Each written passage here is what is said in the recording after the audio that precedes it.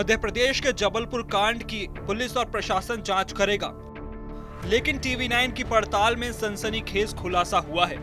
जब हमारी टीम ने घटना की पड़ताल की तो पता चला कि ये अस्पताल कोविड-19 के समय पर बनाया गया था। मौजूदा वक्त में हर तरह के नियमों को ताक पर रखकर इस अस्पताल को चलाया जा रहा था। ना तो इस अस्पताल की बिल्डिंग की परमिशन थी और ना ही फायर सेफ्टी का यहाँ कोई ध्यान रखा गया था।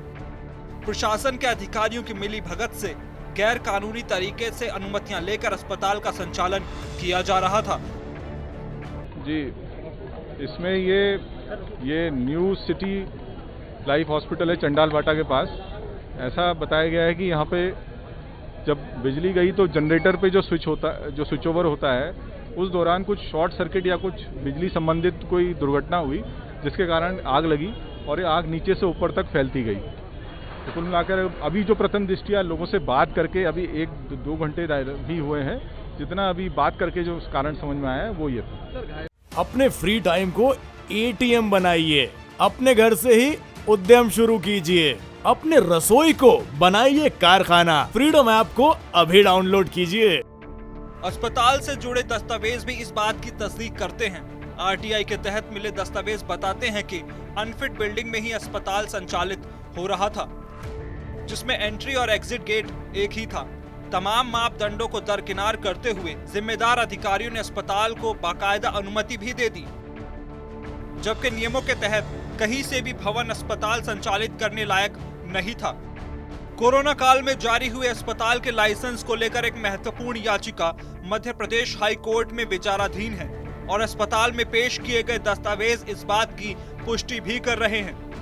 टीवी9 से खास बातचीत के दौरान एडवोकेट विशाल बघेल ने बताया कि जबलपुर में लगभग 50 से 60 अस्पताल इसी तरह से संचालित किए जा रहे हैं। देखिए, जबलपुर में कोरोना काल के बाद से ही लगभग 50 से 60 अस्पतालों को पंजीयन जारी किया गया है। जिस संबंध में हमने आरटीआई लगा करके सभी अस्पतालों के दस्तावेज जब निकाले थे तो हमें पता चला था कि जिले के स्वास्थ्य अमले ने जिन 50 से 60 अस्पतालों को पंजीयन जारी किया है वो अनफिट भवनों में संचालित हैं। कईयों के पास फायर एनओसी नहीं है। इसके अलावा भी नेशनल बिल्डिंग कोड और भूमि विकास नियम, इसके अतिरिक्त कई नियमों का वो उल्लंघन करते हुए संचालित हो रहे थे। वर्तमान अस्पताल जिसमें आज घटना घटित हुई है उसके द्वारा जो लेआउट लगाया गया था, एक अस्पताल का पंजीयन प्राप्त करने के लिए आवश्यक एक दस्तावेज होता है बिल्डिंग कंप्लीशन सर्टिफिकेट और स्वीकृत लेआउट। इस अस्पताल द्वारा उस 2 दस्तावेजों के स्थान पर एक प्राइवेट लेआउट लगाया गया था जिसकी वैधानिक कोई वैधता नहीं थी। इस अस्पताल के अंदर जाने और बाहर आने का सिर्फ इकलौता एक ही मार्ग था, जिसका कभी भी किसी भी घटना के समय इसमें से बाहर आना दूसरे मार्ग से संभव नहीं था। इस अग्निकांड में 5 नामजद आरोपियों के खिलाफ एफआईआर दर्ज हुई है। आरोपियों के खिलाफ धारा 304 और 308 के तहत केस दर्ज किया गया है।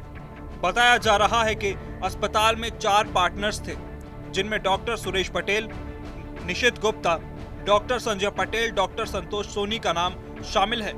5वां आरोपी राम सोनी है, जो अस्पताल का मैनेजर है। राम सोनी को पुलिस ने गिरफ्तार कर लिया है। पुलिस को मिली प्रारंभिक जानकारी के मुताबिक अस्पताल के पास आग लगने से निपटने के जरूरी संसाधन नहीं थे। एंट्री एग्जिट पॉइंट को लेकर भी नियमों का पालन नहीं किया गया और भी कई तरह की अनियमितताएं पाई गई हैं। एसपी सिद्धार्थ बहुगुणा के मुताबिक आरोपियों की तलाश के लिए टीमें रवाना कर दी गई हैं। दरअसल मध्य प्रदेश का एक निजी अस्पताल ही भर्ती मरीजों का कब्रगाह बन गया। दिल दहला देने वाली ये घटना जबलपुर के शिवनगर में संचालित न्यू लाइफ मल्टी स्पेशलिटी अस्पताल की है। सोमवार की दोपहर अस्पताल में उस वक्त हड़कंप मच गया जब जनरेटर में तेज धमाका हुआ और उससे निकली चिंगारी ने देखते ही देखते पूरे अस्पताल को अपनी आगोश में ले लिया। अस्पताल में आग की खबर पाकर मौके पर प्रशासनिक अमला पहुंचा। घंटों की मशक्कत के बाद फायर ब्रिगेड ने आग पर काबू पाया, लेकिन तब तक 8 जिंदगियां मौत के मुंह में समा चुकी थीं। लोगों ने बताया कि आग की लपटें और तेज धुएं ने पूरे अस्पताल को अपनी चपेट में ले लिया। इस दौरान अस्पताल में अफरा तफरी की स्थिति बन गई और किसी को भी भागने की जगह नहीं मिली। धुएं का गुबार दूर दूर तक देखा गया। जबलपुर के तमोह नाका के पास शिवनगर में न्यू लाइफ मल्टी स्पेशलिटी अस्पताल में जिस वक्त अग्निकांड हुआ उस समय करीब 35 लोग अस्पताल में मौजूद थे। इनमें से बड़ी तादाद में मरीज भी थे जो जिंदगी पाने की आस में अस्पताल में भर्ती हुए थे। आग ने एक एक कर 8 जिंदगियों को अपने आगोश में ले लिया। इस हादसे में अस्पताल के 3 कर्मचारियों की भी मौत हो गई। अस्पताल में आग लगने की खबर पाकर पुलिस अधिकारी मौके पर पहुंचे, जिसके बाद फायर ब्रिगेड को बुलाकर आग बुझाने की कोशिश की गई। शुरुआती जांच में कहा जा रहा है कि जनरेटर से भड़की चिंगारी से यह आग लगी है। इसके पीछे शॉर्ट सर्किट को प्रमुख वजह बताई जा रही है। नहीं, मुझे सूचना मिला था कि पुलिस अधीक्षक से जबलपुर से कि इस प्रकार का कोई घटना यहाँ पर सिटी हॉस्पिटल में आग लग गई है शॉर्ट सर्किट से, और संभावना है कि 4 लोगों की मृत्यु हो गई है। तो सूचना मिलते कि तत्काल हम लोग आए हैं और यहाँ एनडीआरएफ और फायर स्टेशन भी है और जितना भी पुलिस कर्मचारी सब डिवीजन के हैं उन लोगों ने तत्काल पहुँच के उन लोगों ने अपना काम किया है। सर, कितने लोगों की मौत हुई है सर अभी तक? अभी वेरीफाइड केवल 4 लोगों का है और बता रहे 4 हो सकते हैं। राहत और बचाव कार्यों के लिए प्रशासन के निर्देश पर एसडीआरएफ की टीमें भी पहुंची। वहीं अग्निकांड की सूचना पाकर नवनिर्वाचित महापौर जगत बहादुर सिंह अन्नू, विधायक विनय सक्सेना, बीजेपी पार्षद कमलेश अग्रवाल, पूर्व महापौर प्रभात साहू सहित कई जनप्रतिनिधि भी मौके पर पहुंचे। हर किसी ने घटना को दुर्भाग्यपूर्ण करार देते हुए प्रशासन की सक्रियता पर भी सवाल खड़े किए। उनका कहना है कि कोरोना काल के बाद शहर में एक के बाद एक कर दर्जनों अस्पताल खोले गए हैं और किसी ने भी नियमों का पालन नहीं किया है। जिस वक्त ये हादसा हुआ उस समय कई मरीज दवाई खाकर गहरी नींद में भी सोए थे। फिलहाल बाकी मरीजों को बचाव दलों ने दूसरे अस्पतालों में शिफ्ट किया है। न्यू लाइफ हॉस्पिटल है, प्राइवेट हॉस्पिटल है, 30 बेडेड हॉस्पिटल है। आज ना मतलब एक आग घटना हुई है। अभी तक है ना एडमिनिस्ट्रेशन के पास है ना 8 लोगों का है ना डेथ होने का है ना खबर है। मेडिकल कॉलेज में हम लोग ने कंफर्म किए कि 2 लोग है ना आईसीयू में है और 3 लोग है ना मेट्रो हॉस्पिटल में भर्ती थे, उसके एक का डिस्चार्ज कर दिया, 2 और भी है ना ठीक है। एंड लगातार हम लोग है ना पेशेंट्स का सिचुएशंस को भी है ना मॉनिटरिंग कर रहे हैं। एंड एडमिनिस्ट्रेशन की ओर से मतलब है ना माननीय मुख्यमंत्री महोदय से भी बात हुई है, उनका भी है ना मतलब आर्थिक सहायता देने के लिए ना घोषणा किया है। आसपास के लोगों ने बताया कि जनरेटर्स में ना तरफ बस्ट हुआ है, मतलब है ना शॉर्ट सर्किट हुआ है टाइप का, बट वो एक फायर सेफ्टी का है ना प्रॉपर है ना अभी पूरा है ना जांचें होगी, उस जांच के माध्यम से ये पता चलेगा। हम लोग कहाँ तक है ना स्टाफ और पेशेंट्स है ना कुल मिलाकर अराउंड 25-26 लोगों के ना आसपास है ना इस हॉस्पिटल में थे। ये 30 बेडेड हॉस्पिटल है।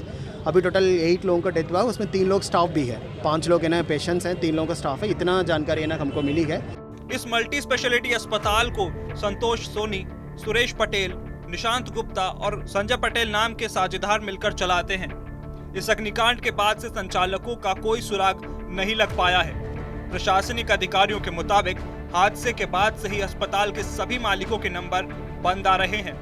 हालांकि पुलिस सूत्रों के मुताबिक अस्पताल के मैनेजर को हिरासत में लेकर पूछताछ की जा रही है। इस बीच मध्य प्रदेश के लोक स्वास्थ्य और परिवार कल्याण विभाग ने हादसे की जांच के लिए 4 सदस्यीय टीम के गठन का आदेश जारी कर दिया है।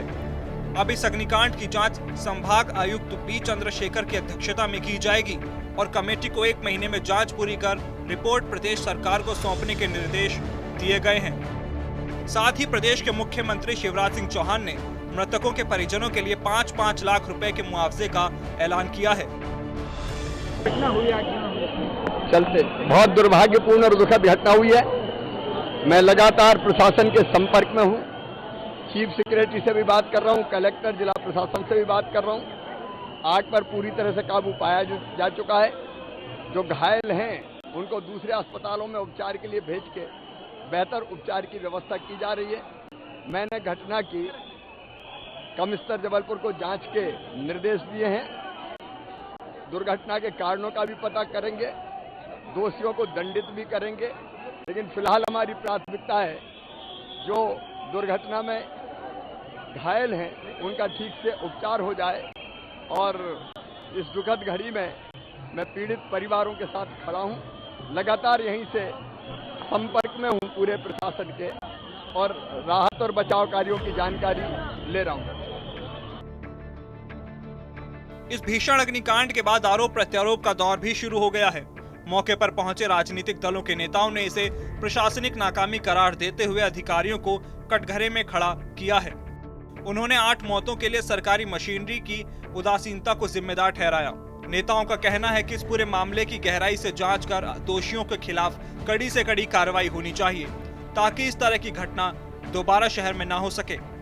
ये अस्पताल भवन अनफिट होने के बावजूद अगस्त 2021 में शासन के आदेश पर सभी अस्पतालों के निरीक्षण के लिए गठित 6 सदस्य कमेटी ने भी अपनी रिपोर्ट में इस अस्पताल में सभी नियमों का पालन करना बताया है।